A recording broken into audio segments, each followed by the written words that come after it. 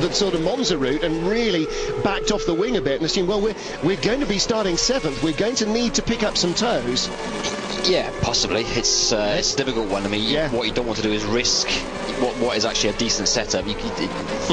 Trying something you haven't tested before is always a risk, and when you've got your championship contender next to you, you kind of go a bit conservative, really. Usually that's I think what we're seeing here, the speed reason, is just Hamilton has just gone for it, absolutely caning it. Yeah, freed of any shackles of throwing away points by taking chancing manoeuvres. I have to say, not that too many of them have been that chancy. Piquet seems to put himself in a lot more difficulty, doesn't he? He's dropped right back off of Glock. Inside the final 10 then, Zuber leading Carroll by 1 second across the line last time. Timo Glock 2.7 behind that battle, and Piquet, well, at the line he was only half a second behind Glock, but now he's looking in the mirrors. He's not looking in front of him. He is just thinking about what's coming up hard and fast from behind. Yeah, he's gone defensive, isn't he? You can see it straight away. The body language of Piquet and Hamilton is interesting. Hamilton's a man on a mission. Piquet's really just looking in the mirrors, not bothered about Glock at all now. Well, Piquet has finally clawed himself back into a position where he can almost reach out and touch this trophy and this championship, and where he's really been taken seriously, and suddenly now all the pressure is on him. Hamilton's in the points where he wasn't expecting to be on lap 2, and he's done all that he can do. He's right behind Piquet. You know, now if he gets by, fantastic. If he spins off and doesn't, it's only where he was at the beginning of the race. Yeah, it's amazing how fine the line, isn't it? Yeah. Start of the weekend, Hamilton was the man under pressure. Now, having caught everybody so far, Hamilton must surely believe, even with 7 laps remaining after this, that actually he's got a chance of finishing on the podium, and he's definitely got a chance of staying ahead of Piquet. Yeah, he just needs to tread carefully, isn't he? If he's going to get past Piquet, he's got to make sure it's clean without... Look at the time on the last lap, though, Gareth. 1:39.0 for Piquet, 1:37.7 for Hamilton, 1.3 seconds quicker to catch Nelson, and shut down the entire gap in a single lap. Yep. Well, you can see straight away, I mean, with every lap, Piquet was nibbling at Glock, wasn't he? Now, forget it, I'm not interested. Yeah. Just look after the tyres, take it easy, don't risk anything, just keep Hamilton behind. Keep him at arm's length. Glock's podium is safe from Piquet, that's for sure. Here we go, yeah, just look at him. Oh, the toe, that's great stuff! Good move. Great move. That is my favourite part of this track in almost anything. You just get such a big toe up the hill and down the other side, and it's just a great overtaking manoeuvre. We've seen time and again this year, the ART car is so good on the brakes, isn't it? Phenomenal, isn't it? Just fantastic. Just lets him come from so far back and brake so late. That's just great footage again. Piquet kind of thought about closing the door, but it was just all too late, wasn't it? Hamilton was past. Yeah. I don't think he's had somebody come out behind him like that and didn't perhaps realise just what a toe he was giving away, because when you're coming up the hill you don't see it. When the guy behind you comes over the brow and comes down the hill as well, he is really pulling you in hand over fist. Well, yeah, Glock's podium no longer looking safe at all. As I said, safe from Piquet, but now that Hamilton's by, I tell you, Adam Carroll and Andreas Zuber better watch out as well. 6.5 laps. I think he's got every chance of winning this. You see again just the replay, just a fantastic toe. Again, Piquet doesn't really, until the very last second, doesn't make a move to defend it at all. Barely a car's width offline, Piquet. And Hamilton was already fully alongside. Piquet was just looking at crashing there if he forced that any further, and he knew it too. Pretty pleased with that. I tell you what, they've started breathing again. But you know, for Piquet, it's not a nightmare. The nightmare would have been contact earlier on with the, oh my goodness me, he's inside for 3rd.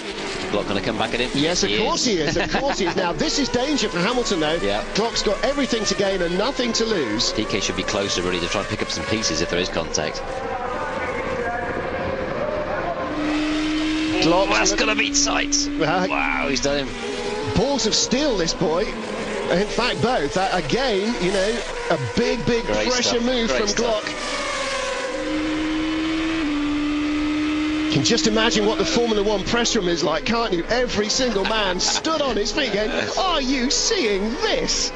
Glock's come back at him again. Yes, and Piquet's right in there as well, and that's contact. Yeah, Piquet's done him. Oh, Exactly, that's where Piquet should have been. Just in case there was contact, pick up the pieces. Now Lewis has got to do it all again. And they've got 2 more races at Monza as well to sort this out. Piquet suddenly has woken up. Glock is in danger of running out of tyre, I think, as is Piquet at this stage. This is for 3rd. And the chance to go to Monza with the points lead, perhaps, for Lewis Hamilton.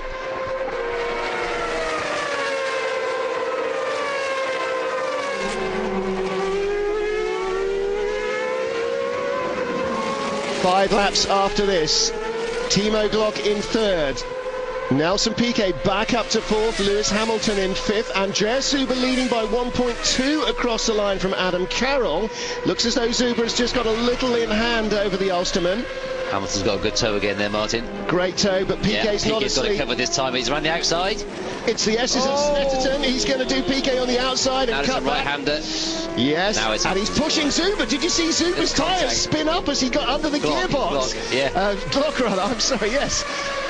Fantastic, but that makes him so slow. Here comes Piquet. Now, how far up to the pit wall is Lewis going to squeeze him when he comes? Because he will come. He doesn't need to. Piquet's doing the outside line like the Senna S's at Brazil. Fantastic. Well, this is exactly what we hoped for, wasn't it? A good direct scrap between the 2 of them. Cal makes the early morning start and the drive in all the more worthwhile, doesn't it? Definitely. Oh, doesn't it? Definitely. But just between the 2 of them, just Hamilton looks hungry, doesn't he? He looks more prepared to be up for a fight. Look at that. Imagine the filth that was on his tyres from that inside line when he came down here. He'd only partly cleaned it, getting past the Durango car earlier on. And respect to Glock as well. I mean, he was giving it plenty, wasn't he? Fair, all fair. Just leaving enough room. They must have been about 6 inches apart there, at least. Oh yeah, plenty. Yeah. That's perfect. That's absolutely. Piquet jumped past. Yeah. And Piquet was a little unlucky not to get past Glock as well there, but this is at the end of the previous lap, or the last lap to the one they're on now. And again, just lifting Glock's rear wheels momentarily off the... That's where the puff of smoke came from. Glock's wheels were spinning. Piquet's dropped away already, isn't he? Yeah. And again, suddenly Degrassi's going, ooh, excellent, here's a place possibly. And Hamilton all over Timo Glock once more. Well, if he knows nothing else, Lewis Hamilton, he knows that Glock is not going to roll over just because he's the championship leader. Just got crossed up there, Hamilton. How hard was he on the throttle there? Goodness, he was on early. And that halves the gap between him and Piquet, but Piquet's not close enough to do anything at the end of the straight. No, it just gives Glock a quick breather, I think. Momentary rest. Yeah. Still, Adam Carroll 1.2 behind Andreas Zuber for the lead of the race. Anyone breathing? Not on that pit wall, or on that one either.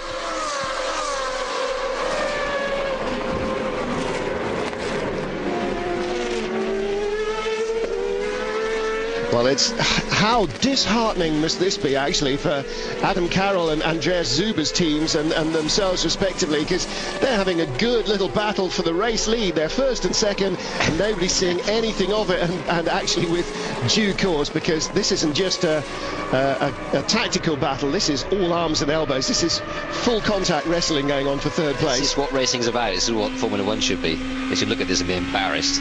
Yes. Absolutely. They should hang their heads in shame, I'm afraid. Yeah.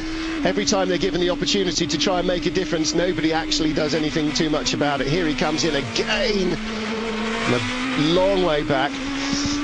Yeah, I saw an article in one of the car magazines, not a motorsport magazine, saying that the reason GP2 is great is because it's full of hungry drivers. Well, I disagree. I mean, 3,000 was full of hungry drivers, and the racing was generally pretty dull. Here comes Hamilton again with a great toe on Glock. Look at the speed he's carrying compared to Glock. Around the outside, no, Glock's having none of it.